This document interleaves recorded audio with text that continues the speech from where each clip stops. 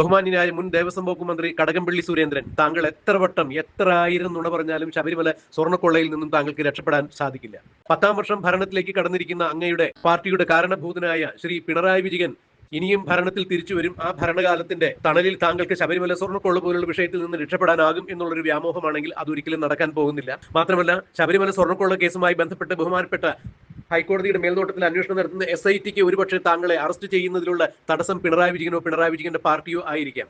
എന്നാൽ യാതൊരുവിധ രാഷ്ട്രീയ സമ്മർദ്ദങ്ങൾക്കും വഴങ്ങാത്ത ED എൻഫോഴ്സ്മെന്റ് ഡയറക്ടറേറ്റ് അങ്ങയിലേക്ക് എത്തിക്കൊണ്ടിരിക്കുന്നു എന്നുള്ളത് അങ്ങ് കാണാതെ പോകുന്നത് മണ്ടത്തരം തന്നെയാണ്. ഈ കഴിഞ്ഞ ദിവസങ്ങളിൽ ഏതാണ്ട് 21 ഇടങ്ങളിലായി ബാംഗ്ലൂരിലും തമിഴ്നാട്ടിലും കേരളത്തിലുമായി, അതായത് കർണാടകയിലും തമിഴ്നാട്ടിലും കേരളത്തിലുമായി EDയുടെ റെയ്ഡ് നടത്തുകയുണ്ടായി. ശബരിമല സ്വർണ്ണക്കൊള്ള കേസിൽ 2 കേസിലും ഒന്നാം പ്രതിയായ ഉണ്ണികൃഷ്ണൻ പോറ്റി അടക്കമുള്ള ഉണ്ണികൃഷ്ണൻ പോറ്റിയുടെ വീട്, മുരാരി ബാബുവിന്റെ വീട്, ചെന്നൈ സ്മാർട്ട് ക്രിയേഷൻസിലെ CEO ആയ പങ്കജ് ഭണ്ഡാരിയുടെ വീട്, ചെന്നൈ സ്മാർട്ട് ക്രിയേഷൻസിൽ നിന്നും സ്വർണം അടിച്ചുകൊണ്ടുപോയി എന്ന് പറയുന്ന ബെല്ലാരിയിലെ ഗോവർദ്ധന്റെ വീടും ജുവല്ലറിയും, പത്തനംതിട്ടയിലെ പത്മകുമാറിന്റെ വീട്, N വാസുവിന്റെ വീട്, എങ്ങനെ നിരവധി റെയ്ഡുകളാണ് ED നടത്തിയിരിക്കുന്നത്. ഉണ്ണികൃഷ്ണൻ പോറ്റിയുടെ ബാങ്ക് ഇടപാടുകൾ അടക്കമുള്ള രേഖകൾ അവർ കടത്തിക്കൊണ്ടുപോയി. അതിൽ നിന്ന് കൃത്യമായ ചില വിവരങ്ങൾ EDക്ക് കിട്ടിയിരിക്കുന്നു. ഉണ്ണികൃഷ്ണൻ പോറ്റിയുടെ ബാങ്ക് രേഖകൾ പരിശോധിച്ചതിൽ നിന്നും ഏതൊക്കെ അക്കൗണ്ടുകളിലേക്ക് പണം പോയിട്ടുണ്ട് എന്നുള്ള നിർണായകമായ വിവരങ്ങൾ ED കണ്ടെത്തി കഴിഞ്ഞു. ശബരിമല സ്വർണ്ണക്കൊള്ളയുമായി ബന്ധപ്പെട്ട് സ്പെഷ്യൽ ഇൻവെസ്റ്റിഗേഷൻ ടീമിനെ ഭീഷണിപ്പെടുത്തിയോ സമ്മർദ്ദത്തിലാഴ്ത്തിയോ കടകംപള്ളി സുരേന്ദ്രനെ അറസ്റ്റ് ചെയ്യാതെ രാഷ്ട്രീയപരമായ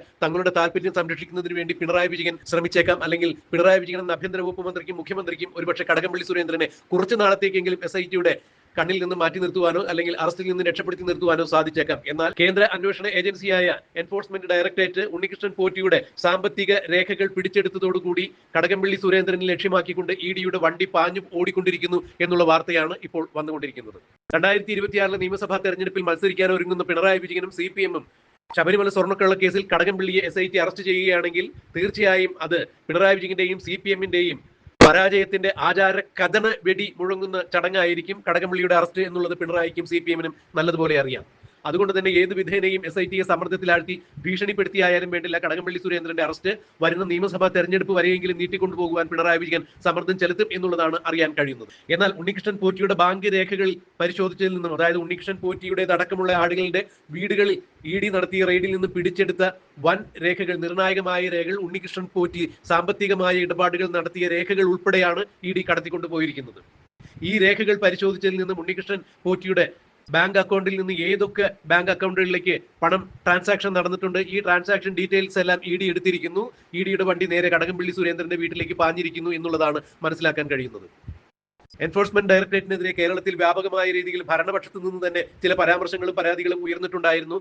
വിശ്വാസയോഗ്യമായ ഏജൻസിയല്ല ED എന്നുള്ള ചില പ്രചരണങ്ങളെല്ലാം ഉണ്ടായിരുന്നു. അതിനെ മറികടക്കുന്നതിന് വേണ്ടിയെങ്കിലും ഈ കേസിൽ നിഷ്പക്ഷമായ സത്യസന്ധമായ അന്വേഷണത്തോടു കൂടി തന്നെയായിരിക്കും ED മുന്നോട്ട് വരിക. ശബരിമല സ്വർണ്ണക്കൊള്ള കേസിൽ EDയുടെ നിഷ്പക്ഷമായ അന്വേഷണം മുന്നോട്ട് പോകുമ്പോൾ അത് ഏറ്റവും കൂടുതൽ ബാധിക്കാൻ പോകുന്നത് ശബരിമല സ്വർണ്ണക്കൊള്ള കേസിൽ പ്രതിസ്ഥാനത്ത് നിൽക്കുന്ന ഉണ്ണികൃഷ്ണൻ പോറ്റിയും ഉണ്ണികൃഷ്ണൻ പോറ്റിയോട് ചേർന്ന് നിന്നിരുന്ന മുൻ ദേവസ്വം വകുപ്പ് മന്ത്രി കടകംപള്ളി സുരേന്ദ്രനും തന്നെയാണ്. ഉണ്ണികൃഷ്ണൻ പോറ്റിയെ തനിക്കറിയില്ല, അവിടെ തന്റെ മണ്ഡലത്തിൽ എവിടെയോ എന്തോ ഒരു ജീവകാരുണ്യ പ്രവർത്തനം നടക്കുമ്പോൾ കണ്ടതായി ഓർമ്മയുണ്ട് എന്നൊക്കെയാണ് ആദ്യം കടകംപള്ളി സുരേന്ദ്രൻ വ്യക്തമാക്കിയത്. പിന്നീട് മാധ്യമങ്ങൾ ഉണ്ണികൃഷ്ണൻ പോറ്റിയും കടകംപള്ളി സുരേന്ദ്രനും ഒരുമിച്ച് നിൽക്കുന്ന ഫോട്ടോ കാണിച്ചപ്പോൾ ഞാൻ ഒരു പ്രാവശ്യം കടകംപള്ളി സുരേന്ദ്രന്റെ വീട്ടിൽ പോയിട്ടുണ്ട്, എന്താണ് ചടങ്ങെന്ന് എനിക്ക് ഓർമ്മയില്ല, കുട്ടിയുടെ ചോറൂണാണോ അത് മറ്റെന്തെങ്കിലും ചടങ്ങാണോ എന്ന് ഓർമ്മയില്ല എന്ന് പറഞ്ഞു. ഉണ്ണികൃഷ്ണൻ പോറ്റിക്ക് കുട്ടിയില്ല എന്ന് പറഞ്ഞപ്പോൾ എന്നാ ഉണ്ണികൃഷ്ണൻ പോറ്റിയുടെ അച്ഛന്റെ ഏതോ ആവശ്യത്തിനാണ്, പ്രായമായ ഒരാളുടെ ആവശ്യത്തിനാണ് പോയത്, അന്ന് ഞാൻ അദ്ദേഹത്തിന് എന്തോ സമ്മാനവും കൊടുത്തു, പക്ഷെ ഞാൻ സമ്മാനം വാങ്ങിക്കൊണ്ട് പോയി കൊടുത്തതല്ല, അവിടെ തന്നെ ഇരുന്ന് ഒരു പഴക്കൂടെ എടുത്താണ് കൊടുത്തത് എന്നൊക്കെ പറഞ്ഞു. ബഹുമാന്യനായ കടകംപള്ളി സുരേന്ദ്രൻ ഇത്രത്തോളം എളിഭനാവരുത് കേരളത്തിന്റെ ദേവസ്വം വകുപ്പ് മന്ത്രി സ്ഥാനത്ത് ഇരുന്ന ഒരു മനുഷ്യൻ. ആരെങ്കിലും എന്തെങ്കിലും സമ്മാനം കൊടുക്കുകയാണെങ്കിൽ കുറഞ്ഞ തുകയ്ക്കാണെങ്കിലും തന്റെ കയ്യിലുള്ള പണം മുടക്കിയിട്ടാണ് സമ്മാനമോ അല്ല എന്നുണ്ടെങ്കിൽ പഴങ്ങളോ വാങ്ങിക്കൊണ്ടുപോയി സ്നേഹോപഹാരമായി കൊടുക്കുന്നത്. ഉണ്ണികൃഷ്ണൻ പോറ്റിയുടെ വീട്ടിൽ ഉണ്ണികൃഷ്ണൻ പോറ്റിയുടെ അച്ഛന്റെ ഏതോ ഒരു ആവശ്യത്തിന് പോയപ്പോൾ ആ അച്ഛന് അവിടെ ഇരുന്ന പഴക്കൂടെ എടുത്ത് ഞാൻ കൊടുത്തു എന്ന് പറയുമ്പോൾ സാംസ്കാരിക കേരളത്തിന് ഇതിൽ പരം ലജ്ജ വേറെ ഒന്നുമില്ല. അതായത് കടകംപള്ളി സുരേന്ദ്രന് ശബരിമല സ്വർണ്ണക്കൊള്ള കേസുമായി EDയോ SITയോ അറസ്റ്റ് ചെയ്യും എന്നുള്ള സ്ഥലജല വിഭ്രാന്തിയിൽ അദ്ദേഹത്തിന്റെ മാനസിക നില തന്നെ തെറ്റിയിരിക്കുന്നു. എന്താണ് പറയുന്നത്, എപ്പോഴും ആരോട് എങ്ങനെയൊക്കെ പറയണം എന്നുള്ളത് പോലും അദ്ദേഹത്തിന് അറിയില്ല എന്ന് വേണം അദ്ദേഹത്തിന് ചില പ്രസ്താവന കേൾക്കുമ്പോൾ മനസ്സിലാക്കാൻ.